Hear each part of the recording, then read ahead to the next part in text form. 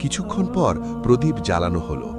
ইমাম দেখলেন একজন মানুষও জায়গা ছেড়ে যাননি। তারা সমস্বরে বলে উঠলেন, হে রাসূলের নাতি, আমরা যদি ৭০ বারও মারা যাই এবং আবার জীবিত হই, তবুও আপনাকে ছেড়ে যাব না। সুবহানাল্লাহ, এটাই ছিল ঈমান। 10ই মহররমের সকাল।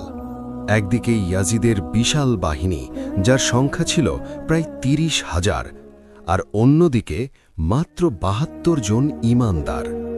যুদ্ধ শুরু হল। ইমামের সঙ্গীরা একে একে বীরের মতো লড়াই করে শাহাদাত বরণ করতে লাগলেন। হজরত আব্বাস রাদিয়াল্লাহু, যিনি ছিলেন বীরত্বের প্রতীক, তিনি বাচ্চাদের জন্য পানি আনতে ফোরাত নদীর দিকে ছুটে গেলেন। শত্রুরা তার ডান হাত কেটে ফেলল। তিনি বাম হাতে মশক ধরলেন। বাম হাতও কেটে ফেলল। তিনি দাঁত দিয়ে মশক কামড়ে ধরলেন, কিন্তু জালিমের তীর